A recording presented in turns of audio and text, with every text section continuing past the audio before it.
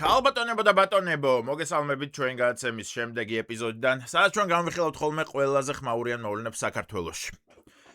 ერთი კვირა ვიდეო არ დამიდია, შეამჩნევდით ჩემი ერთგული გამომწერები და მადლობა ვინც ამჩნევთ, მადლობა ვინც მახსენებთ ხოლმე რომ სადაა ვიდეოებიო. ამას ქონდა მიზეზი, მეგობრებო, ცუდად ვიყავი რეალურად და ის იმდენად ცუდად რომ ცხოვრება შემეცვალა აბსოლუტურად.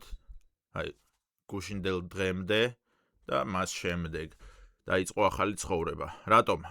იმიტომ რომ გავიაზრე ჯანმრთელობის ფასი და ეხა ყოველ დღე 30 წუთი ვისეირნებ ხოლმე და წითელ ვაშლს შევჭამ და რამე.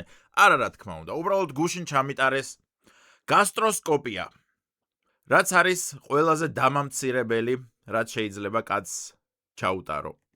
აქამდე მივალთ და აგიხსნით და გაჩვენებთ ალბათ რამე ფოტოებით, რას გულისხმობს ეს გასტროსკოპია და უბრალოდ ყველაფერი როგორ დაიწყო ქრონოლოგიურად რომ მივყვეთ. მოკლედ, 1-5-6 დღის წინ ჩავდივარ თბილისში, შეყვარებული სანახავად და 2 დღე გვაქვს დაგეგმილი, რომ ბედნიერად გავატაროთ და პირველივე დღეს მტკივდება მუცელი. მეთქი მუცლის ტკივილი არა, გაივლის რა 1 საათში და გავიდა 1 საათი, 2 საათი, 3, 4, 5, 6, 7, 8 და არ გადის ეს მუცლის ტკივილი. უკვე იმ დონეზე ვარ მისული, რომ საჭმელს ვერ ვჭამ აბსოლუტურად, წყალსაც ვერ ვსვამ.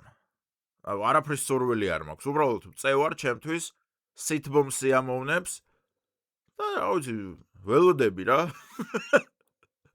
აღსასრულს, რომ უკვე იმ ფიქრებში წავედი, რომ მეთქი შვილებს ხო კარგად ვექცეოდი, კობაზე არ უნდა მეღადავა და რაღაცა ეგეთ ფიქრებში ვარ, წევარ და მღერი, რომ რიმდარირო და რაღაც ეს ფიქრებში ვარ და მე უცებ მომივიდა ერთი გენიალური იდეა, რომ მეთქი კოვიდის დროს არაფერი არ მშველოდა, ხაში გამოვიძახე და ხაშმა მიშველა სხვათა შორის აი ერთ დღეში გამიარა რა ეგრევე და მეთქი დავაი მიშა ხაში გენიოსი ხარ და გამოვიძახე ეს ხაში, ნუ მთელი ნივრები რა თქმა უნდა ჩავახალე შეგ მთელი მარილი, ჭამ საკაიფოდ და მე გაირკვა რომ თურმე ჩემთვის აკრძალულია ცხიმიანი საკვები. ნიორი და მარილი. რეალურად ციანიდს ვჭამდი. ეს ზივარ და რა კაია ცხელი ხაში, ცხელი ციანიდი. ამას რა თქმა უნდა არ დააყოვნა, უარესად გამხადა და ნუ შემდეგი გენიალური კაცის ფიქრი რა იქნება, რომ უნდა დავიძინო და გაივლის. დავიძინე ამ ტკივილებით რაღაც ძლივს 1 საათი მეძინა მთელი ღამის მანძილზე და მაინც არ გაიარა რა თქმა უნდა, ხა რას გაივლი და საწამლავი დავამატე მუცლის ტკივილს და მე მეორე დღეც როგორღაც ტკივილებით და რაღაცეებით მეთქი მეორე ძილი უეჭველი უშველის და უკვე მესამე დღეს ვიღვიძებ რა და უკვე ყოყმანობ რომ ამ დროს 2 დღის მანძილზე ჩემი გოგო მეხვეწება რა რომ სასწრაფოში დავრეკოთ რა კვდებიო იმენა მეთქი არა მგელი ვარ მე რა ბადვალიშვილი ვარ რაღაცა ეგეთებს ვაზრობ ჩემთვის და მესამე დღე თენდება უკვე ასე თუ ისე ყოყმანობ რომ მეთქი წავიდეთ საავადმყოფოში თუ არა და ამ დროს გული მერევა და გადმომდის სისხლი. მეთქი ეგრევე რა თქმა უნდა დავგაზე საავადმყოფოში იქ მთელი გამოკვლევები რაღაცები 1000 რაღაცა დიაგნოსტიკა შემაყენეს რა პადიომნიკზე ქვემოდან მიყურებენ რაღაცები კლუჩებით მიბრახუნებენ და მოკლედ 1000 ანალიზის და რამის შემდეგ ეხა გასტროსკოპია უნდა ჩაიტარო რა მეთქი გასტროსკოპია აზრია ბაზარი მეთქი და ანესთეზი ჩაიტარებთო თუ უანესთეზიოთო რა მეთქი ანუ ქალიშვილურად თუ კაცურად იასნია კაცურად მეთქი რა თმინდა დაძინება და რამე ბიჭო იქ რაღაცა ეს ექიმს ესე უკეთებ და რაღაცა ვაშინებ და მოკლედ ნუ კაი უანესთეზიოთო რა კაი მიდიო შედიო ამ ოთახშიო და დამაწვინეს ემაზე რა საავადმყოფოს საწოლებზე არ ვიცი რა ქვია ხო და მაწვენენ როგორ პოზაში ჯერ უყურე აი დამცირება აქედან იწყება გაწვენენ როგორ პოზაში იცით აი ესე გვერდულად ხელს ესე გადებინებენ და თავს, ანუ ამაყადაც ვერ წევ თავს, აი ესეც ვერ წევ ხარ. აი თავს ესე გაკეთებინებენ. და ესე მოკნუტული წევ ხარ ამ საწოლზე. და ელოდები რაღაცას, პროსტა. ამ დროს შემოდის კაცი, აი ევროტურში როა სცენა. შემოიტანეთ ფლუგენგენგე ხოლენი, აი ეგრე შემოდის კაცი და უჭირავს 3 მეტრიანი შავი შლანგი. პირში გიდებენ რაღაც სექს სათამაშოები როა რა, პირს რო ვერ ყუმავ, ხო იცი მთლიანად ღია რო გაქვს. ეგეთ რაღაცას გიდებენ, ანუ ესე წევ ხარ, პირში ჩადებული გაქვს რაღაც, მთელი პირი ღია გაქვს და ეს კაცი ექიმი იწყებს, ექიმი რავი ჯალათია ტიპი რა, რაღაც გლდანის ციხის ბადრაგი იყო, მე მგონი და პროსტო მე გლდანის ციხე რო გამოსწორდა, ამან ექიმად დაიწყო მუშაობა და ეს იწყებს ამ შლანგის შეყვანას. ესე ჩადის და გეუბნება დაწყნარდი ხო ამ დროს მედ და გადგას და თავს გიჭერს რომ თავი არ გამოძრაო და საერთოდ არ გაინძრა რა ანუ ესე წევხარ თავზე ხელები გადევს პირი ღია გაქვს და ტიპი გთხრის შლანგს პირში ეს შლანგი გამოყოფს ასევე არ ვიცი ჰაერია თუ გაზია თუ რაღაცაა რომ ორგანოები გაბეროს რა და კარგად დაათვალიეროს ყოველ ერთი 3 წამში ერთხელ გაბოყინებს ცრემლები ხო გდის, ცხვირიდან ხო გდის ჟღვინტები, გული ხო გერევა, რა თქმა უნდა, 2 მეტრიანი შლანგი გაქვს ჩათხრილი მუცელში, გული ხო გერევა, დორბლები ხო გდის. და ესე წევხარ. აქ თავზე ხელი გადევს, რომ არ გაიძრე. ეს კიდე გწრის იმას ყველაფერს. ოჰო. მეთქი კიდე კაი, რაღაცა გახმოვანებას არ აკეთებს, რომ მოგწონს შეპატარა ძუკნა და კიდე დასცინებ კობას და რაღაცა ეგეთები. ანუ გადავრჩი რა თქმა უნდა, ყველაფერი კარგად მექნება, უბრალოდ ყველაზე დამამცირებელი გარემოება იყო ჩემ ცხოვრებაში.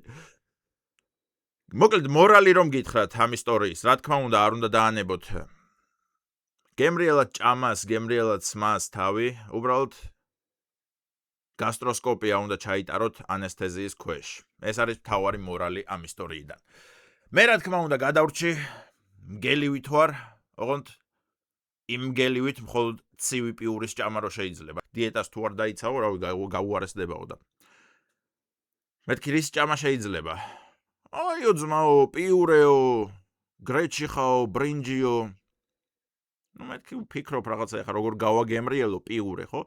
ოღონდ ცხელები არ შეიძლებაო. ნუ მარილი ხო საერთოდ აკრძალულიაო, ცხიმი ხო იასნი აკრძალულიაო. ანუ ცივი პიურე, ცივი გრეჩხან, ცივი ბრინჯი რა.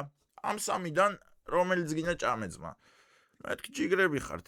რა თქმა უნდა ყველა ექიმს დიდი მადლობა, ვინც მიმკურნალა. ერთმა მიცნო და უყურებ შენ გადაცემასო, ვიცი რომ ამასაც ნახავთ. მოკითხვა ჩემგან. და რა თქმა უნდა დავიცავ დიეტებს. კარგი, არ გვინდა მოკლედ ამ ნეგატიურ თემებზე საუბარი, ცუდად ყოფნაზე და ამ შემდეგ გადავხედოთ აბა საქართველოში რა ხდება, იმიტომ რომ მაინც პოზიტიური გადაცემა გვაქვს და იქნებ რამე კარგი ხდებოდეს. აჰა, ძაღლებს წვავენ ცოცხლად. რა მოხდა მერე, ხო? ეხა ვიღაცას ღამით მანქანის ეირნობა უყვარს, ვიღაცას ძაღლების წვა. ეს კადრები ხო ყველამ ნახეთ. აი ვისაც პირველად იდეა მოგივიდა, რომ მიუსაფარი ცხოველებისგან ქუჩა ამ ფორმით გაგეწმინდა. რომ ახლა მიწა როგორ არ გისკდება ფეხქვეშ და ღამე მშვიდად როგორ გძინავს. უეჭველი ვიცი რომ ნახავს ახლა ამ ვიდეოს ვისაც ეხება. საერთოდ ვინც ჩართული ხართ იმ ყველაფერში, რაც ამ საცოდავი არსებების თავს ხდება ახლა. თქვენ არც ერთს არ გესმით შეგნების დონეზე სიცოცხლე რა არის. და ცოცხალი არსების სიცოცხლის და ბედნიერად ცხოვრების მორალური უფლება რა არის. მოკლედ ვინც არიცით, სხვადასხვა ლოკაციებიდან ქუჩის მიუსაფარები მიყავთ ვითომ რაღაცა კეთილი მიზნებისთვის და მე აკრობენ. ასე მინდა ახლა განვრცობა რა ფორმით აკრობენ და მე საერთოდ რატო არ გინდა მაგის განვრცობა? ეგ არის მთავარი. რატომ არ უნდა განავრცო? მოკლედ ესეთი მილიონი ვიდეო გავრცელდა, სადაც ადამიანები მტკიცებით ფორმაში იძახიან, რომ ხალხო აი ჩვენი ვადო აბა. ისევ თქვენი იმედი გვაქვს. მე ამაყებით და მე იმედებით თქვენ გენაცვალეთ. ვადო რა ხდება ძმაო, აბა გაგვარკვიე. ძაღლებს ესენი უკეთებენ სრულ სიგიჟეს, როგორც აღმოჩნდა გორში, მე მგონი საერთოდ წვავენ მათ კრემატორიუმში. ძალიან გთხოვთ. აი აქ ერთი მნიშვნელოვანი სიტყვაა, ვადო, რომელიც შენ ჩვენურად იცი. მე მგონი. გორში მე მგონი წვავენ ძაღლებს. ვადო მე მგონი ჩუმად ხალხს ხოცავს. ვადოს პარტია მე მგონი ნაცების დაფინანსებულია. მე მგონი ზე ყველაფერს თქმა შეიძლება, ვადო. მაგრამ როდესაც ამდენი გამომწერი ყავს და როდესაც მნიშვნელოვანი ფიგურა ხარ TikTok-ზე და სოციალურ სივრცეში, ესე მე მგონიებზე არ უნდა ამტკიცო ეს თირამეები. ღამის 12 საათზე ჩართეს კრემატორიუმი, ანუ ადგილი, სადაც ცოცხალ არსებებს წვავენ და დილის 5 საათის ვიდეოა ეს. ცოცხალ არსებებს წვავენ კრემატორიუმის აღწერაა ეგ, რომ კრემატორიუმი ნიშნავს ადგილს, სადაც ცოცხალ არსებებს წვავენ. არა, კრემატორიუმი არის, სადაც წვავენ, ხო, ცოცხალ არსებებს არა, ვადო. გვამებს ან ბიოლოგიურ ნარჩენებს, ხო? თამაზ ელიზბარაშვილს და ყველა ინფორმაცია მიუთითებს იმაზე, რომ ეს ძაღლები არათუ დაწვეს, არამედ დაწვეს ცოცხლად. კაი, მოკლედ, მეგანა ვამტკიცებ ხალხო, რომ ნაღდად ხდებოდა, ნაღდად არ ხდებოდა. უბრალოდ მე მინდა აგიხსნათ ზოგადად ხალხის გონება როგორ მუშაობს. როდესაც გონებაში უკვე გაქვს აი რაღაც საფუძველი ჩაყრილი, წარმოდგენა გაქვს შექმნილი ერთ თემაზე, მე იმაზეა პატარ-პატარა რაღაცების დაშენება ძალიან მარტივია რა. როდესაც ადამიანი ისედაც მთავრობის წინააღმდეგ ხარ და ისედაც კოცები გეზიზღება, ეგრევე იჯერებ ყველაფერს ნეგატიურს, ხო? აი, როგორც მაგალითად რავი, ქიმიური იარაღი გამოიყენეს და ციანიდი შეგვასხეს სახეში. ყველამ ხო დაიჯერა, ხო არ დამტკიცდა, ხო არ არსებობს საერთოდ არც ერთი მოწამლული, ხო, იმ ციანიდისგან და იმ ხსნარისგან, რაც გვაჯერებდნენ ბატონი ვადოები და ესეთები, რომ თურმე ხალხო ციანიდს გვაჭმევდნენ და რაღაცა ეგეთები. ხო არ არსებობს არც ერთი ადამიანი, არც არაფრით დადასტურდა, რომ მართლა ქიმიური იარაღი გამოიყენეს. ნუ მაგთამ ჩაიარა, ყველამ ფეხებზე დაიკიდეთ. ეხა ძაღლების თემა ააგორეს, რომ ძაღლებს წვავენ ხალხო და იქიდან გამომდინარე, რომ თქვენ კოცები არ გევასებათ, ეგრევე იჯერებთ, რომ всё, კოცები არ მევასება, ესე იგი ძაღლებსაც წვავენ. აი, წარმოიდგინეთ ორი ადამიანი, აი ორი მეზობელი ავიღოთ, მოკლედ ერთი არის კაი ტიპი, რომელიც მთელი ცხოვრება კარგად გექცევათ, გიყვართ, პატივს სცემთ და მეორე არის აი იმენა მთელი ცხოვრება რომ გეზიზღებათ რა და ამ ტიპზე ვინც გეზიზღებათ, გაიგეთ რომ გუშინ ქუჩაში მიდიოდა და ვიღაც საწყალი ბებო მოდიოდა და მან გაუქანა მუშტი ხია ეგრევე. რა სიტყვით რომ კი ბიჭო, უეჭველი ეგრე მოხდა, ძმაო, ეჭვიც არ მეპარება რომ ეგრე იყო, ვიცნობდი მაგნაბოზარს მთელი ცხოვრება, თო ეხა მეორეზე, კეთილზე რო გითხრათ ვიღაც ტიპმა იგივე ინფორმაცია, რომ გუშინ მიდიოდა და ვიღაც საწყალ ბებოს მუშტი დაარტყა სახეში. ამაზე იტყვით, რომ არა, შანსი არაა, კაცო, მთელი ცხოვრება ვიცნობდა, მაგას არ გააკეთებდა. როდესაც ორივე შემთხვევაში 50-50-ზეა მაგის ალბათობა, ხო? რომ ან ეს სიმართლეა და ან ტყუილია, ან ეს სიმართლეა, ან ტყუილია. მაგრამ როდესაც ეს ისედაც არ გევასებათ, ეგრევე მარტივად იჯერებთ და როდესაც ეს გევასებათ, ამაზე ცუც ვერაფერს იფიქრებთ. ასე რომ ეს ხდება ნამდვილად, მეგობრებო, თორე არც არავის აქვს დამადასტურებელი საბუთი იმისი, რომ ცოცხლად წვავენ ძაღლებს. ზოგადად ძაღლების რა პრობლემა არსებობს საქართველოში? ამაზე ვისაუბროთ? კი, ძაღლებზე ის პრობლემა არსებობს საქართველოში, რომ არსებობენ ჯერ კიდევ ადამიანები, რომლებიც იძახიან, რომ ძმაო, ვინმე შენ რო აგიკრძალოს კაი იქნება, მე რატომ უნდა აუკრძალო ჩემ ძაღლს?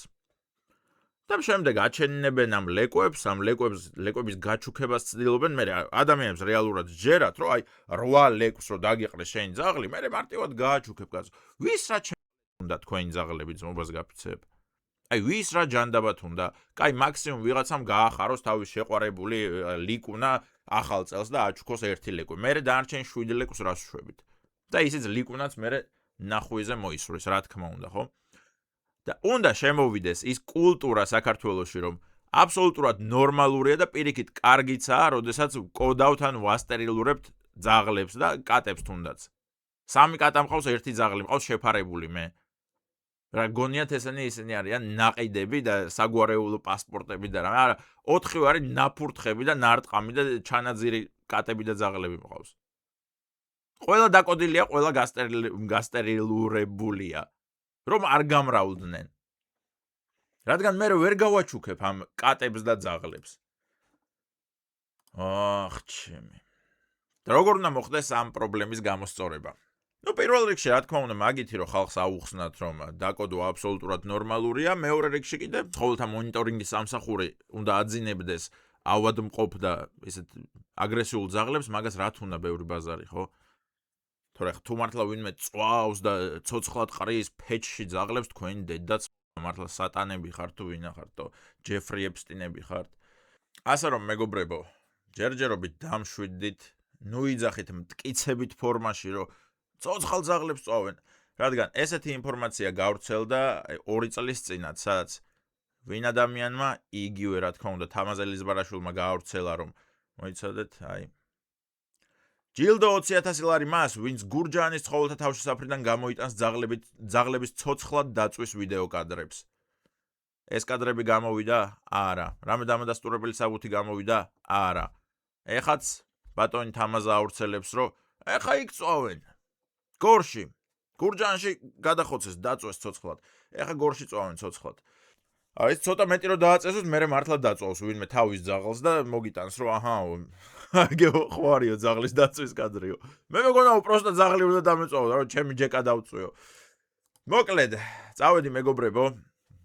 კოცნით მიყვარხართ, ეხა პიურე გაცივდებოდა უკვე 1 საათია მიდევს ცივ ჰაერზე, რომ ვეძგერო და ვჭამო.